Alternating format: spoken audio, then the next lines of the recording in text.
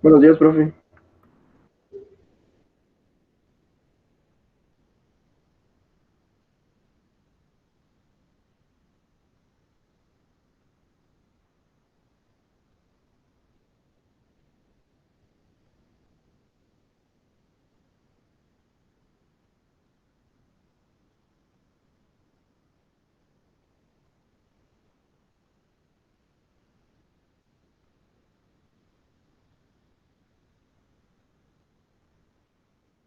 Bueno, la última ocasión revisábamos el concepto de función de transferencia y comentamos que para un sistema lineal e invariante en el tiempo de una entrada y una salida, la ecuación que lo representa pues es la que se muestra aquí, donde pues A0 hasta A sub n y B0 hasta B sub m son coeficientes constantes. Entonces recordemos que un sistema lineal e invariante en el tiempo pues es representado por una ecuación diferencial con coeficientes constantes.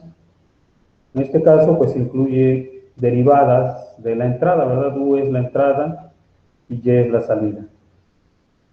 La función de transferencia, que es una especie de modelo matemático, además de la ecuación diferencial, pues se define como el cociente de la transformada de Laplace de la salida entre la transformada de Laplace de la entrada, considerando condiciones iniciales cero. Ya sabemos que la transformada de Laplace pues, es un operador lineal. La transformada de Laplace de una suma es la suma de las transformadas de Laplace de cada sumando. Y si nosotros aplicamos transformada de Laplace en ambos lados de esta ecuación con condiciones iniciales cero, pues tendríamos a 0 s a la n por y de s más a1 s a la n menos 1 por y de s y así sucesivamente hasta an menos 1s por y de s más a sub n por y de s igual a b sub 0 por s a la n por u de s más b sub 1 por s a la m menos 1 por u de s y así hasta b sub m menos 1s por u de s más b sub m por u de s. Son condiciones iniciales cero, por lo tanto, pues solamente quedan los términos en la potencia que acompaña a la derivada, o más bien la transformada de Laplace de la derivada de n orden o n menos un orden, o m orden o m menos un orden. Bueno, si nosotros reagrupamos o factorizamos, pues me queda este polinomio por la transformada de Laplace de la salida igual a este polinomio por la transformada de Laplace de la entrada. Entonces, tomando el cociente de la transformada de Laplace de la salida entre la transformada de Laplace de la entrada, pues me quedaría que la función de transferencia, que yo denomino GDS, podría ser HDS, TDS, pero normalmente se usa GDS, pues eso es igual al polinomio que acompañaba a la entrada entre el polinomio que acompañaba a la salida. El polinomio, pues es, bueno, esta función de transferencia, como podrán observar, pues es el cociente de dos polinomios en la variable s y no debe perderse de vista que la función de transferencia es una función de la variable compleja s que tiene por parte real sigma y por parte imaginaria omega. Bueno, como ya decía, se trata del cociente de dos polinomios en esa variable s y pues lo que era una representación en el dominio del tiempo y que era una ecuación diferencial en el dominio de la frecuencia compleja S se convierte en un cociente de polinomios, es decir, una expresión algebraica. Bueno, si en esta función de transferencia resulta ser que m es igual a n, la función de transferencia se dice que es propia Si m es estrictamente menor que n, pues se dice que la función de transferencia es estrictamente propia. Si sucediera que m es mayor a n, esa es una función de transferencia impropia. Bueno, por el teorema fundamental del álgebra, que dice que todo polinomio de orden n tiene a lo más n raíces, pues cada uno de los polinomios en esta expresión se puede expresar como el producto de factores simples. Es decir, que yo lo puedo factorizar de esta manera, que ds va a ser igual a s más z1 por s más z2 y así sucesivamente hasta s más zm menos 1 por s más z sub m, el numerador de la función de transferencia, y el denominador pues es s más p sub 1 por s más p sub 2 hasta s más p sub n menos 1 por s más p sub n, donde en esta ecuación pues los z sub i, con i desde 1 hasta m, se denominan ceros de GDS. Son puntos del plano complejo donde la función de transferencia se hace cero y los p sub i complejos con i igual a 1 hasta n se denominan polos de la función de transferencia. Son puntos donde la función de transferencia se indefine o, abusando de la notación, pues decimos que GDS tiende a infinito en esos puntos. Bueno, como ocurre que en general m es menor o igual que n, pues toda función de transferencia tiene el mismo número de polos y ceros, aunque no todos los ceros, sobre todo, sean visibles en el plano complejo. Ya vamos a ver ahorita como unos ejemplos de lo que estoy hablando. Y bueno, cada uno de los polos y ceros de la función de transferencia así factorizada, pues se puede dibujar en algo que se denomina el mapa de polos y ceros,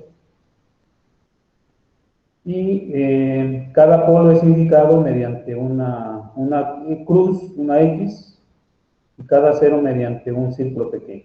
Entonces, en este caso aquí se muestra el mapa de polos y ceros, ¿sí? El eje X, pues es la parte imaginaria, la parte real, perdón, de la variable compleja S, es decir, aquí es sigma, y el eje Y es la parte imaginaria de S, es decir, J omega.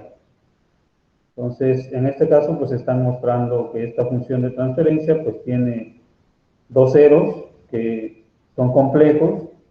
Cuando aparece un cero complejo, pues tiene que aparecer a fuerza su complejo conjugado. Tiene un polo, que en este caso, pues se puede decir que es real, y tiene un par de polos complejos conjugados también. Entonces, eso es lo que dijimos de el mapa de polos y ceros. Bueno, algunos comentarios sobre la función de transferencia, pues el primero es que solamente se aplica a sistemas lineales e invariantes en el tiempo. La forma en la que lo estamos expresando aquí, pues es válida para sistemas de una entrada y una salida. Para el caso de sistemas de más de una entrada y más de una salida, se habla de la matriz de transferencia. Bueno, otra cuestión es que, pues es un modelo matemático, ¿verdad? Pero es un modelo entrada-salida. Nos va a permitir analizar cómo puede ser la salida del sistema ante una determinada entrada.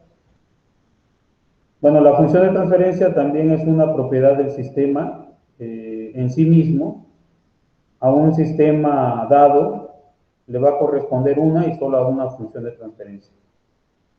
Puede pasar que una misma función de transferencia puede representar a más de un sistema, pero siempre aplica el punto 3, ¿verdad? Que a cada sistema le corresponde una y solo una función de transferencia.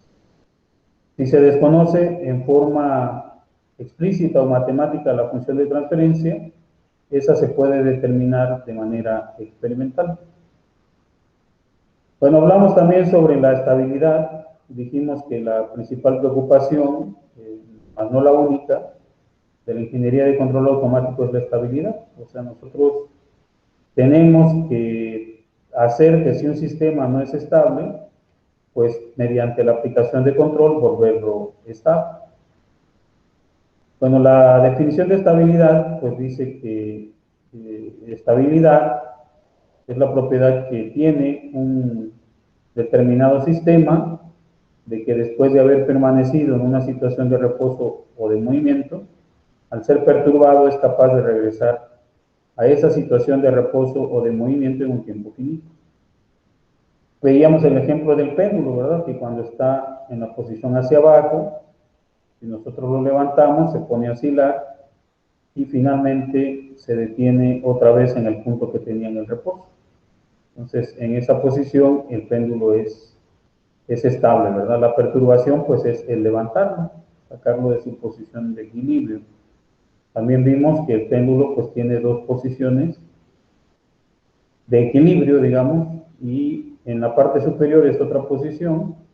Si lo soltamos, pues el péndulo se pone a oscilar alrededor del punto de equilibrio, abajo, y se detiene, pero no regresa al punto de arriba. En ese caso, para esa posición, el péndulo es inestable. Pero bueno, para un sistema lineal invariante en el tiempo, ¿cómo determinar la estabilidad? Pues se recurre al uso del mapa de polos y ceros, precisamente. Entonces, en el mapa de polos y ceros se divide el plano complejo en tres regiones, que es el semiplano izquierdo del plano complejo, que le vamos a denominar región de estabilidad. Está el eje imaginario, que le vamos a denominar región de estabilidad crítica, y está el semiplano derecho del plano complejo, que vamos a denominar la región de inestabilidad. Bueno, si todos los polos de la función de transferencia se ubican en esta región, en el semiplano izquierdo del plano complejo, pues ese sistema se va a decir que es estable. Si todos los polos están ubicados aquí. Si hay algún polo en el eje imaginario, ese sistema se va a denominar críticamente estable o marginalmente estable, y si existe algún polo en el semiplano derecho del plano complejo, pues ese sistema va a ser inestable. Basta con que un solo polo esté de este lado para que el sistema sea inestable. Entonces, pues vamos a revisar algunos ejemplos. Y el primer ejemplo, pues es la función de transferencia, pues es S más 3 sobre S por S más 1 por S más 2. Está escrita en la forma factorizada. Y bueno, los ceros se ubican donde G de S valga 0.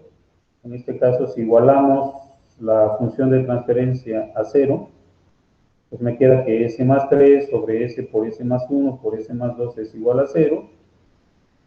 Pues multiplicando arriba y abajo por S más 1 por S más 2, me queda que S más 3 es igual a 0, de donde S es igual a menos 3. Ese sería el lugar donde se ubica el 0. Los polos se ubican donde la función de transferencia tiende a infinito, y eso sería donde el denominador se haga igual a 0. Es decir, S por S más 1 por S más 2 es igual a 0, por propiedades de los números complejos, ¿verdad? Esto es igual a 0 siempre que S sea igual a 0, o S más 1 sea igual a 0, o S más 2 sea igual a 0.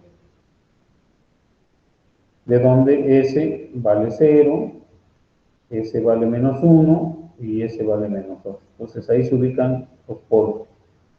Y eso pues se grafica en el plano complejo. El eje X es sigma, como ya decía, el eje Z, el eje Y, perdón, es cota omega. Los polos se indican con una pequeña cruz. Hay un polo en este caso en el origen, hay un polo en menos 1, hay un polo en menos 2, y el 0, como ya decíamos, pues está en S igual a menos 3. Aquí está el 0. Entonces, pues si observamos todos los polos, excepto el polo en S igual a 0, están en el semiplano izquierdo del plano complejo. En este caso, como hay un polo en el eje imaginario, pues ese sistema es críticamente estable para este caso.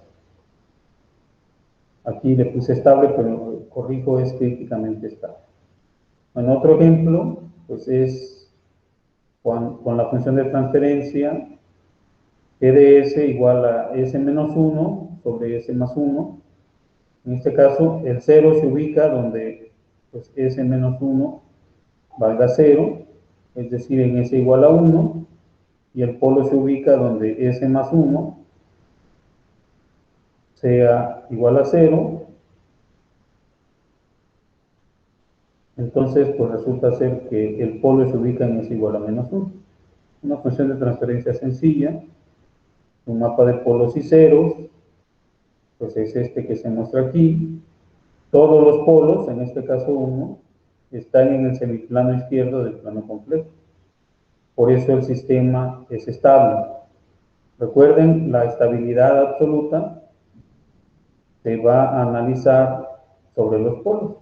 Si todos los polos están en el semiplano izquierdo, el sistema es estable, que es el caso. Pero observen ustedes que hay una particularidad, y esa es que existe un 0 en el semiplano derecho del plano complejo.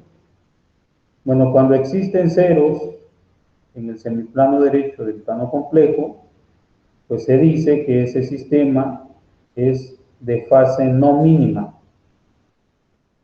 Si todos los ceros están en el semiplano izquierdo del plano complejo, ese sistema es de fase mínima. Ya más adelante, si hay oportunidad en el curso o cuando lleven un curso de control clásico, verán qué propiedades tienen los sistemas de fase mínima y de fase no mínima.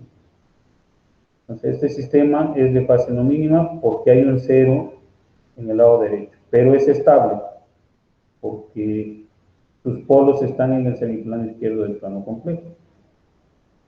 Bueno, un ejemplo más, pues es este, ¿verdad? Si yo igualo a 0 el lado derecho, pues me va a quedar que 1 es igual a 0, lo cual es una contradicción. Pero en este caso no hay ceros visibles, o sea, no se notan. Pero recordemos que toda función de transferencia tiene el mismo número de polos y ceros. En este caso, el orden del sistema, que lo da la potencia más alta del denominador, pues si hacemos aquí las cuentas y multiplicamos, pues este sistema va a ser de tercer orden, por eso hay 3 polos. Entonces, hay 3 ceros, pero no son visibles. Cuando no son visibles los ceros, se dice que están en infinito. ¿Ok?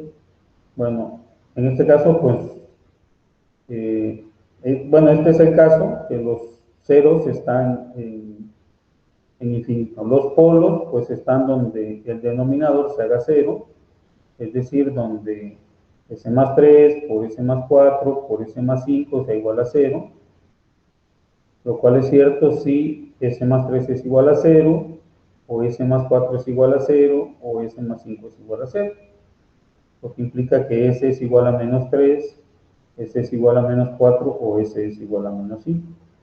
Un mapa de polos y ceros, pues es este, están los 3 polos en el semiplano izquierdo del plano complejo, por lo tanto ese sistema es estable, y no hay ningún cero en el semiplano derecho del plano complejo.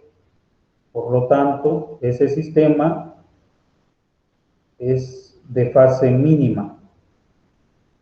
Entonces, no hay ceros en el semiplano derecho. Y el sistema es de fase mínima. Bueno, un ejemplo más, pues es este, menos S más 1 es igual es igual a menos S más 1 sobre S más 1 por S más 4 por S más 5. Entonces, el 0 está donde menos S más 1 igual a 0, lo que implica que S es igual a 1, y los polos están donde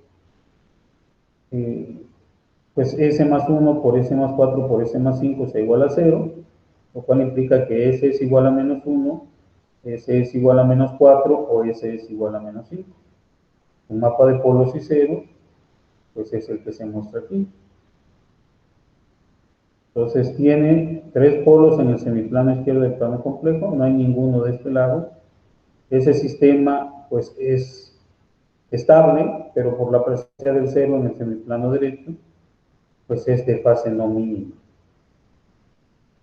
Un ejemplo más, pues es este, que ds es igual a 1 entre s por s cuadrada más 2s más 1. Los ceros están en infinito, no se ven, no hay ninguno en forma explícita. Y los polos están donde s sea igual a 0 o donde s cuadrada más 2s más 1 sea igual a 0. Si factorizamos el s cuadrada más 2s más 1, pues me queda que eso es s más 1 al cuadrado. Pues me quedaría aquí s por s más 1 por s más 1. Quiere decir que hay un polo en s igual a 0 y hay un polo doble en s igual a menos 1. Entonces, ese sistema es críticamente estable, aquí me volví a equivocar, por la presencia del polo en el origen es críticamente estable, pero es de fase mínima, no hay ningún cero en el semiplano derecho del plano completo. Cuando hay más de un polo o un cero en una misma posición, pues encima del símbolo se coloca, en este caso hay un polo doble, colocamos un 2. Si fuera triple, colocamos 3. Si fuera 4 en el mismo lugar, pues colocamos un 4 arriba. Entonces, eso es lo que significa eso, ¿no? Ahí hay un polo doble. En algunos textos, pues lo que hacen es ponerlo con una flecha doble, si es que hay 2 polos ahí. Pero bueno, yo la notación que utilizo es esta. En este caso un polo doble, le coloco el símbolo del polo en la posición que corresponde y coloco el doble. Entonces, ese es otro ejemplo. Bueno, un ejemplo más, pues es que ds sea igual a s más 2 sobre s cuadrada más 7s más 18. Pues en este caso el único cero visible es donde s más 2 sea igual a 0, es decir que s es igual a menos 2, y los polos se ubican donde s cuadrada más 7s más 18 es igual a 0, lo cual pues es cierto si solo si s, haciendo las cuentas por ahí con la calculadora, si solo si s es igual a menos 3.5 más menos j 2.39. Entonces el diagrama de polos y ceros pues tiene los dos polos en eh, en el semiplano izquierdo del plano complejo, en estas posiciones, va a ser un par de polos complejos conjugados. ¿Sí? Su parte real es menos 3.5 y la parte imaginaria es más menos j 2.39. Entonces ese sistema pues es estable y de fase mínima. Y un ejemplo más, pues es donde ds sea s cuadrada más s más 2 sobre s por s cuadrada más 2s más 1. Entonces, los ceros pues están donde s cuadrada más s más 2 es igual a 0, es decir, donde s valga menos 0.5 más menos 1.32, y los polos se ubican donde s es igual a 0 y donde s es igual a menos 1 más menos j 1.73. Este sistema, pues aquí sería su mapa de polos y ceros, ¿verdad? Los polos están en menos 1 más menos j 1.73 y los ceros están en menos 0.5 más menos j 1.32. En este caso, tanto los polos como los ceros son complejos conjugados. Nos faltaría un ejemplo de inestabilidad, pues sería que el polo aquí hubiera, por ejemplo, s cuadrada menos 2s más 4, pues eso me va a dar polos en el semiplano izquierdo del plano complejo, en el semiplano derecho, perdón, y en ese caso el sistema va a ser inestable. En este caso, por la presencia del polo en S igual a 0, otra vez me equivoqué aquí, es críticamente estable el sistema. Entonces, eso es en lo que respecta a lo que vimos de la función de transferencia y el concepto de estabilidad. Pues no se puede recurrir al uso de MATLAB, como ya les había comentado que instalaran por ahí MATLAB. Para lo que voy a hacer, pues es muy sencillo, aunque pues el viernes que nos toca la sesión de laboratorio, pues ya vamos a ver el uso de algunos simuladores, porque ya habíamos visto lo necesario. Bueno, aquí está MATLAB, pues muchos ya lo deben de haber utilizado. MATLAB viene del nombre Matrix Laboratory, es un laboratorio de matrices. Todo lo que sea aquí se declara como o bien constantes, o bien vectores, o bien matrices. Entonces, por ejemplo, yo puedo declarar un vector P. Este vector P lo puedo declarar como 1, 2, 4. Entonces, pues, me devuelve el vector. Lo puedo declarar, ese es un vector fila. Puedo declarar un vector columna. Digamos Q igual a 1, punto y coma 2, punto y coma 4. Perdón, 1, 1, 4. Y le dando enter, ahí está el vector columna. Si es una constante, pues t es igual a 2, simple y sencillamente. Si yo le pongo al final un punto y coma, pues no lo va a mostrar, nada más lo va a almacenar. Si se dan cuenta acá en el espacio de trabajo, van apareciendo lo que se va creando.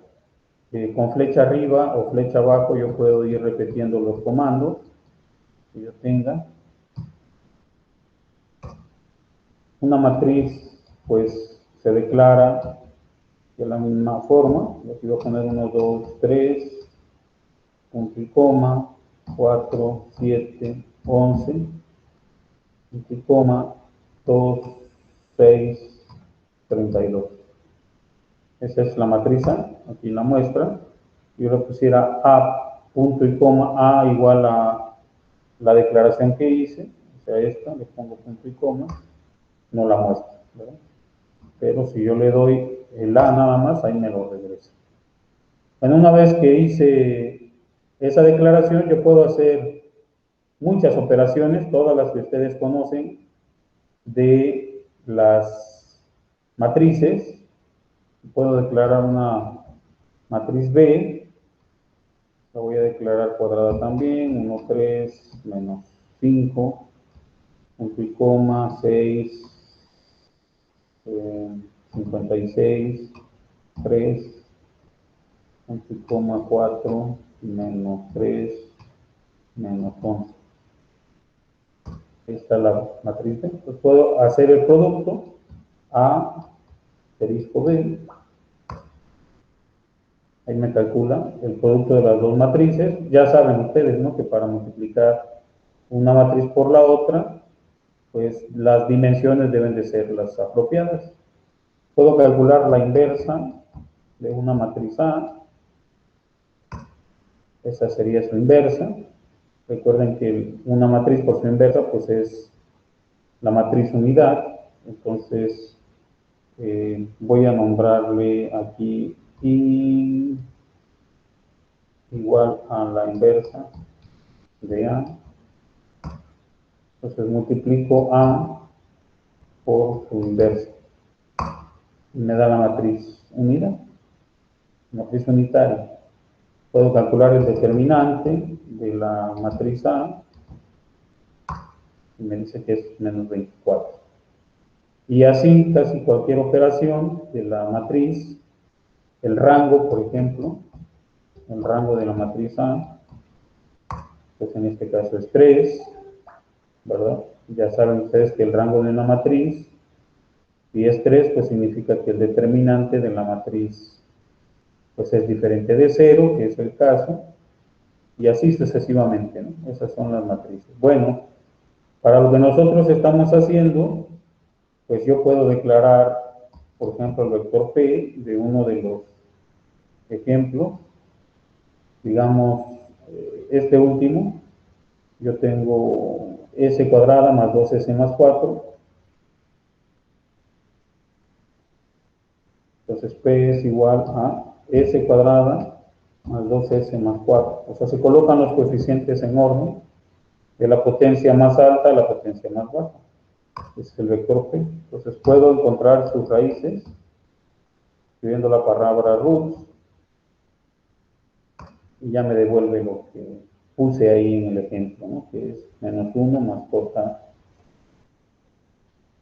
1.73. Esas son las raíces, ¿no? Entonces puedo encontrar, independientemente de que las potencias sean muy grandes, yo puedo encontrar siempre las raíces con ese comando de MATLAB. Pero existe una forma de hacer esto mismo aquí en MATLAB. Lo que tenemos que hacer es declarar la función de transferencia. Entonces, para encontrar el mapa de polos y ceros, ese es el objetivo. Entonces, yo declaro el numerador, en este caso, el numerador, pues es 1, 1, 2, entre corchetes, 1, 1, 2. El denominador, pues, ustedes se dan cuenta, aquí iría multiplicado S cúbica más 2S cuadrada más 4S más 0. Entonces, eso lo escribimos, sería 1, 2, 4, 0. Entonces es 1, 2, 4, 0. Ese es el denominador. Puedo encontrar las raíces del numerador y me dan menos 0.5 más menos j 1.32, que es lo que colocamos aquí en el ejemplo, los polos, los ceros, perdón. Y si yo encuentro las raíces del denominador, pues me dice que es 0 y menos 1 más menos j 1.73, que es lo que ya tenía. Pero aquí vamos a declarar la función de transferencia. Entonces voy a poner g igual a tf, transfer function, del numerador, denominador.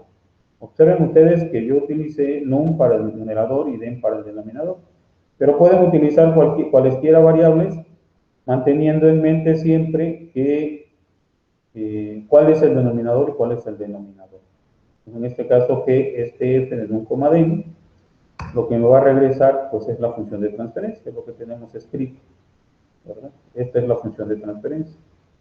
Una vez declarada la función de transferencia, nosotros podemos hacer muchas cosas con varios comandos para esta función de transferencia.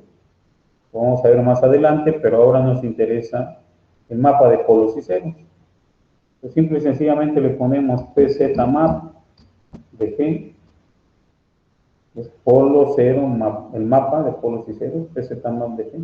Y me va a sacar una gráfica donde estén ubicados los polos y los ceros.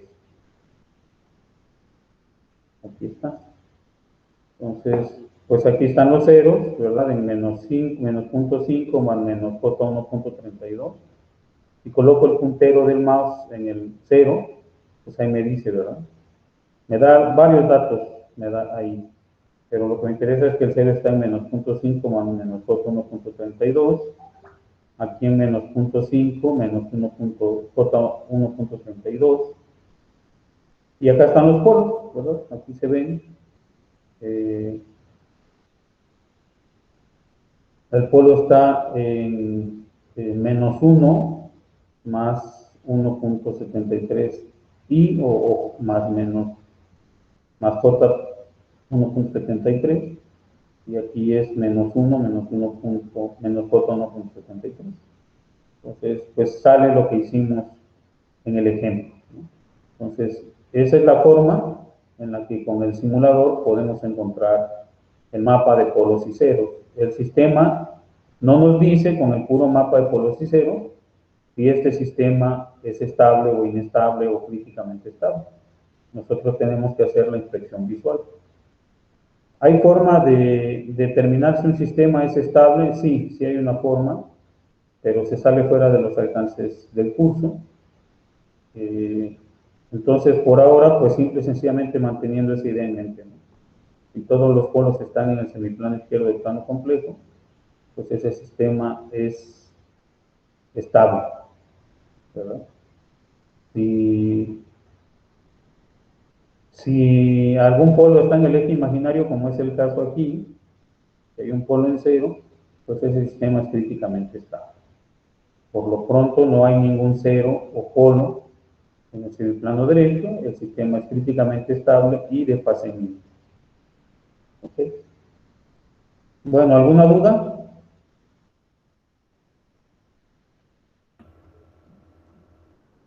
No, profe. Profe, ¿todo bien?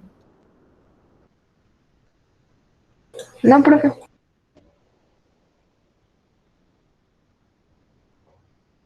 Muy bien, pues si no existen dudas, nos vemos el día miércoles. Que tengan un excelente día. Gracias, profe, igualmente. Igualmente. Gracias, profe. Hasta luego, profe. No. Hasta luego, profe.